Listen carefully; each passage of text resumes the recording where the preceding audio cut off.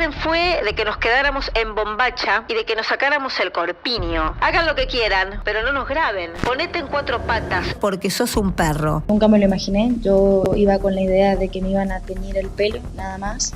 Y me encontré con un escenario que nunca me imaginé y tampoco me habían dicho que me iban a hacer. Les decoloraron el pelo también, les pusieron una morcilla. Todo empezó con un hecho que, ante los ojos de una vieja escuela deportiva, parecía una simple costumbre inofensiva que se volvió repugnante en varios deportes como el rugby o el hockey. El famoso rito de paso. Una de esas ceremonias donde las pibas más chicas, las que recién asoman, pagan un supuesto derecho de piso para ganarse el privilegio de jugar en la primera división. Pero detrás de esa historia había algo más oscuro. Lo que la dirigencia y el entorno intentaron vender como un simple juego de bienvenida, un bautismo de pretemporada para forjar el carácter, rápidamente se transformó en un expediente penal polémico, complejo y más perturbador del deporte mendocino en los últimos años. Se cruza el histórico pacto de silencio del vestuario, la coacción psicológica grupal y la gravísima figura del abuso sexual agravado. Resulta muy chocante encontrarse con la escena que hoy describe a la perfección el expediente judicial. Adolescentes de edad encerradas en el baño de un club con mayores de entre 18 a 30 años, desnudadas por la fuerza bajo la mirada de sus referentes, vendadas con elementos íntimos denigrantes y sometidas a vejaciones con objetos contundentes y comida en mal estado. ¿Hasta qué punto van a usar una costumbre para poder encubrir actos completamente asquerosos, repudiables, repugnantes y muchas veces ilegales? Realmente que este caso, si no salía a la luz con una nueva imputación y lo sacaban del archivo, me parece que nunca hubiéramos estado haciendo este video y nunca nos hubiéramos enterado. Una costumbre arcaica que parecía inofensiva hace mucho tiempo, pero que en realidad con los años se volvió algo completamente aberrante y asqueroso. Y todo esto para justificar un ataque a la integridad sexual y psicológica de una menor.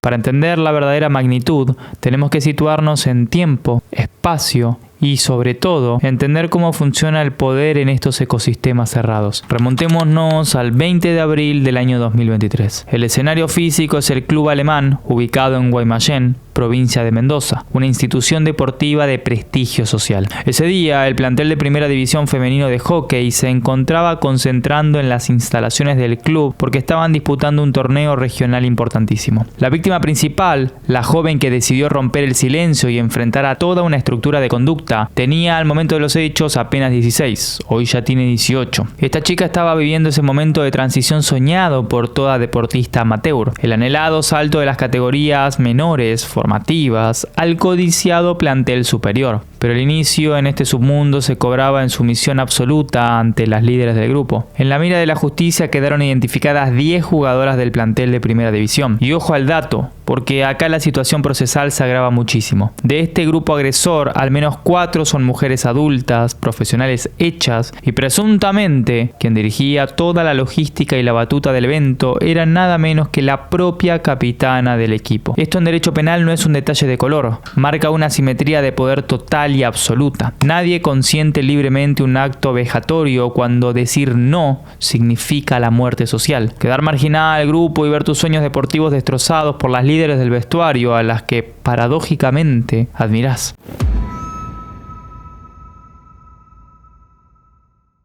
La mecánica de los hechos que reconstruye la Fiscalía expone un nivel de dolo, de organización previa y de logística. Acá no hubo un juego que se fue de las manos, fue una emboscada fríamente estructurada para quebrar la voluntad. La propia capitana del equipo, haciendo uso de su autoridad indiscutida, fue a buscar a las jugadoras y las trasladó hacia el sector de los baños de la cancha de hockey. Se avisaron que todo estaba listo para la iniciación. En el baño las esperaban 10 jugadoras del equipo de entre 18 y 30 años que en ese momento integraban el plantel superior. Las aislaron y las hicieron ingresar de a una. La primera orden, gritada y coactiva por parte de las mayores, fue el despojo total de la intimidad. Les dieron exactamente 30 segundos contados a los gritos limpios para desnudarse. Quedaron únicamente en ropa interior, calzas y bombachas, y las obligaron a taparse los pezones utilizando pequeños trozos de papel higiénico. A partir de ahí comenzó la segunda fase, la privación sensorial. 3 de las imputadas fueron las encargadas materiales de vendarle los ojos, pero no usaron una tela cualquiera. En un clarísimo mensaje denigrante hacia su feminidad,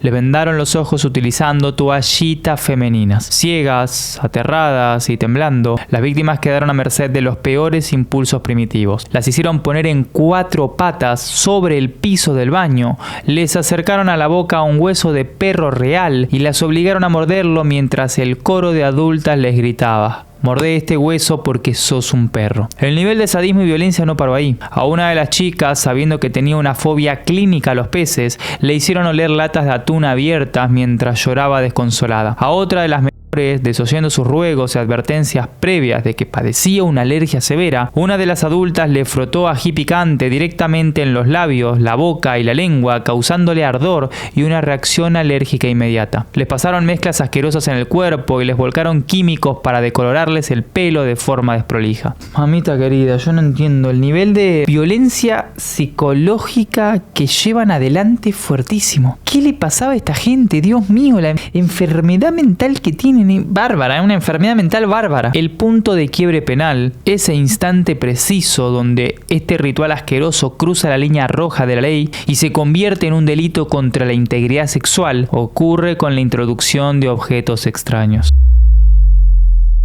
A la menor denunciante la arrinconaron y le introdujeron un objeto contundente, específicamente una morcilla de carnicería, por dentro de su calza y su bombacha. El objeto frío fue apoyado y friccionado directamente contra su zona genital. Para terminar esta escena de humillación, le tiraron al cuerpo un profiláctico relleno de yogur rancio. Y el detalle que de alguna manera cristaliza el dolo es que todo esto ocurría mientras las jugadoras mayores se reían a carcajadas y filmaban la escena con la cámara de sus celulares, ignorando los gritos y lágrimas desesperados para que dejaran de grabar. Frente a este infierno, la propia víctima, hoy con 18, rompió el silencio en los medios y contó lo que vivió esa noche. Sus palabras textuales, que obran como prueba de la falta de consentimiento, fueron: me tomó completamente por sorpresa y tampoco fue consentido. Estaba en estado de shock. No me salía a decir que me quería ir. Esto fue muy criticado en redes sociales. ¿Ustedes qué opinan?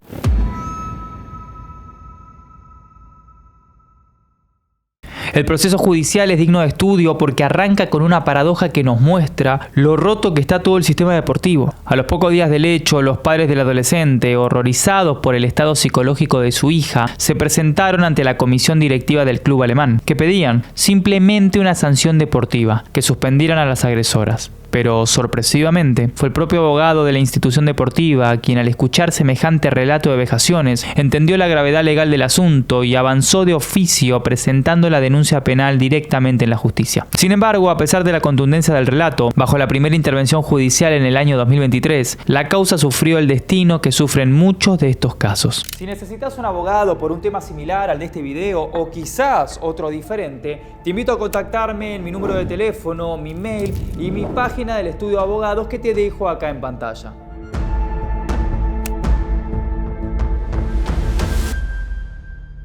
El archivo directo. La Fiscalía de Instrucción Primaria, con una ceguera victimológica asombrosa y escudándose bajo el conveniente paraguas de las costumbres o el folclore del hockey, no encontró mérito para avanzar y cajoneó el expediente. Argumentaron que era un simple juego. La querella, más allá de este indignante resultado, no bajó los brazos y continuó. La familia comenzó a presionar sin descanso, aportando peritajes psicológicos que demostraban un daño tan profundo que obligó a la menor a abandonar el deporte para siempre. Gracias a esta insistencia procesal y a la incorporación de testimoniales claves de otras menores que habrían sufrido el mismo calvario, el caso dio un giro monumental. En abril de este año, la justicia de Mendoza apartó a la fiscal original, desarchivó la causa y ordenó la reapertura inmediata de la investigación. En la actualidad, la causa penal es llevada adelante por el fiscal de instrucción Mauro Perazzi, luego del apartamiento de la fiscal Mercedes Moya, con quien compartía una visión similar de lo ocurrido, aunque ahora deberá seguir las instrucciones de sus superiores. Se espera que en los próximos días y semanas se realicen audiencias clave para definir el rumbo definitivo del expediente, que podría ir hacia la elevación a juicio o, incluso, a un nuevo archivo de la causa.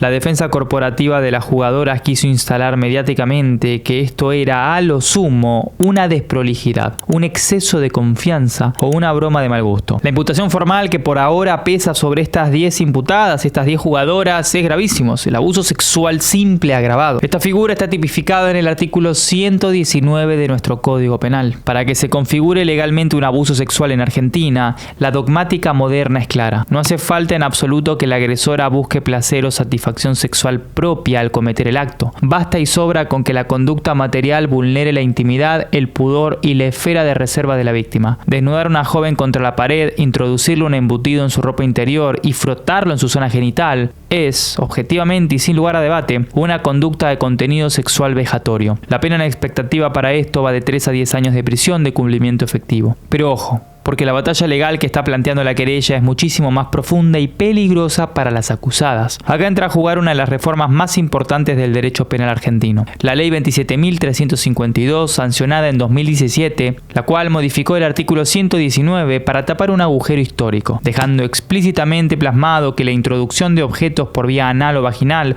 o la realización de actos análogos usando partes del cuerpo u objetos es jurídicamente equivalente al acceso carnal tradicional. Es decir, que si estas pericias informáticas logran probar, encontrándose algún video en el cual se muestre donde esta morcilla es introducida en los genitales de esta pobre chica, cambia por completo la carátula de este expediente. El delito es muchísimo más grave. Estaríamos saltando a la figura máxima del abuso sexual con acceso carnal. Un delito inescarcelable que contempla penas devastadoras. De 8 a 20 años de prisión. Casi lo mismo que un homicidio. Esto por ser cometido por 2 o más personas, por esos agravados. Si no, la pena sería menor. Como ven, el bautismo no era un chiste, sino que estamos hablando de gente grande, mayor de edad, que por este bautismo pueden llegar a arruinar su vida para siempre. Pasar una década en un penal provincial, todo por no detener a tiempo su violencia de dominio y sumisión, por querer ejercer un poder grupal, absurdo, estúpido,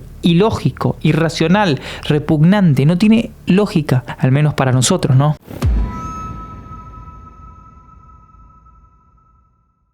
La clave maestra para consolidar y potencialmente agravar las imputaciones actuales se encuentra alojada en el Laboratorio de Informática Forense del Ministerio Público. La querella dejó en claro, mediante declaraciones de sus abogados, que la situación fue exhaustivamente grabada. Aunque se admitió que por pura suerte y para alivio respecto a la revictimización pública de las menores, esos videos no se han viralizado ni trascendido a las redes sociales, la exigencia procesal recae ahora sobre el secuestro preventivo y el peritaje tecnológico de los teléfonos celulares de las 10 imputadas. Acá la cuestión se pone verdaderamente técnica e interesante. A casi 3 años de ocurridos los hechos, 2023 a 2026, la defensa técnica de las jugadoras lógicamente especula con que todo material incriminatorio fue borrado de las galerías, vaciado de las papeleras de reciclaje y eliminado de los chats de WhatsApp. Pero el software de extracción forense que utiliza la justicia hoy en día, como el sistema UFED Celebrite, permite realizar extracciones físicas profundas de la memoria del teléfono. Se puede rastrear el disco duro del celular en búsqueda de metadatos,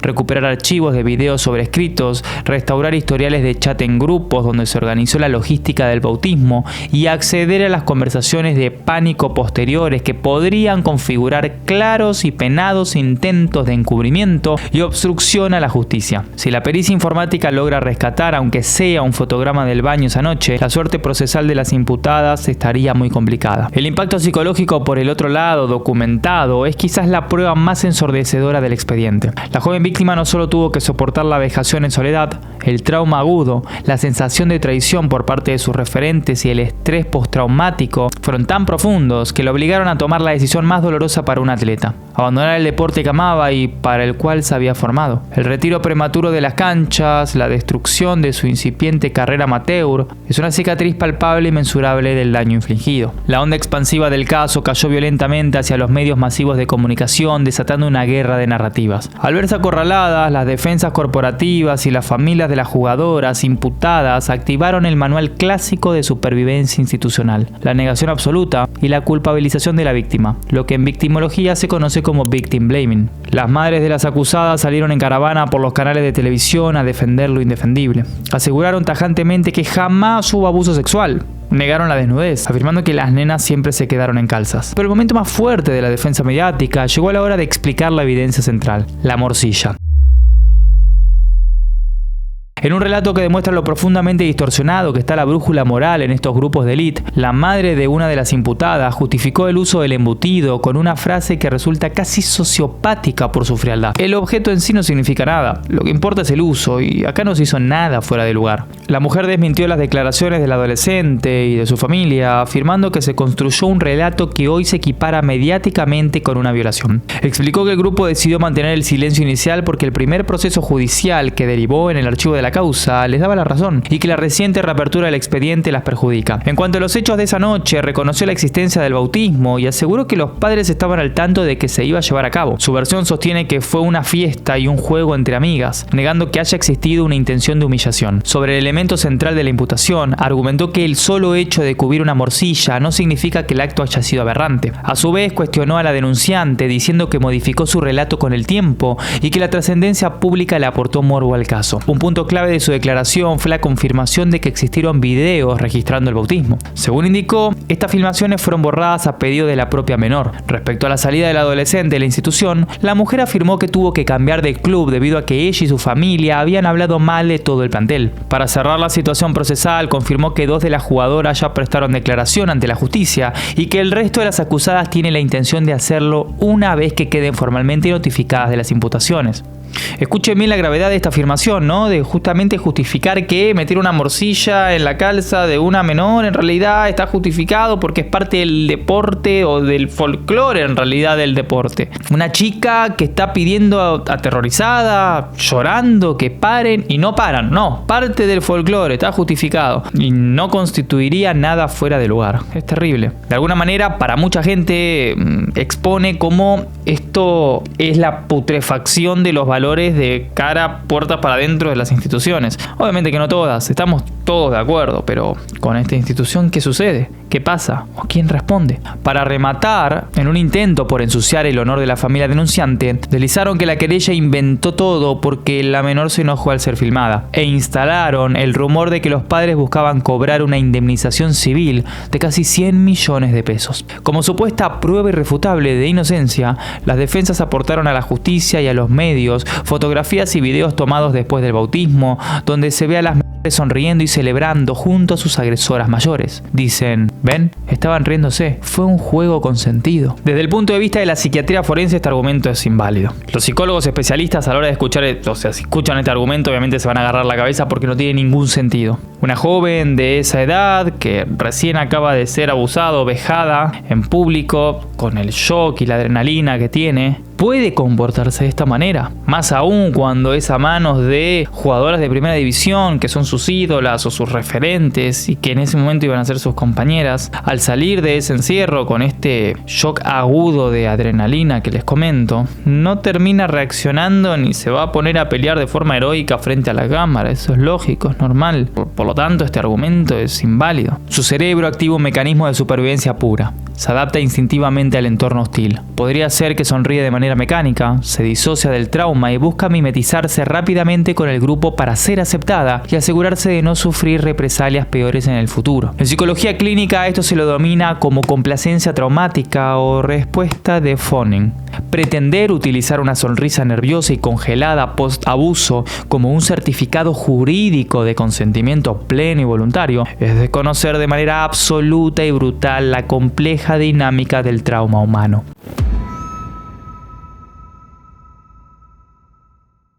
A día de hoy, la maquinaria judicial de Mendoza avanza. El histórico paraguas de impunidad, ese velo invisible que solía brindar sistemáticamente al hockey, al rugby y a otros deportes provinciales de élite, ante los desmanes de sus integrantes, se va cayendo frente a la contundencia de las pruebas. El expediente atraviesa sus semanas más fuertes. 10 jugadoras están imputadas. En el laboratorio forense informático, como dijimos, los peritos están desarmando los celulares secuestrados, buscando exhumar los videos borrados y los chats de WhatsApp donde se coordinó el encubrimiento posterior. El terror más grande que hoy recorre las espaldas de los abogados defensores es el factor humano. Saben perfectamente que a medida que el cerco se cierre y la posibilidad real de terminar en una celda de un penal provincial se materialice, el pacto de lealtad del vestuario se va a fracturar. Esta causa va a explotar si en algún momento de la indagatoria alguna de las imputadas termina quebrando este pacto grupal o este pacto de silencio, como muchas veces se les llama en las causas que involucran involucran a un grupo amplio, un grupo grande de individuos, de imputados, como pasó con los rugbyers,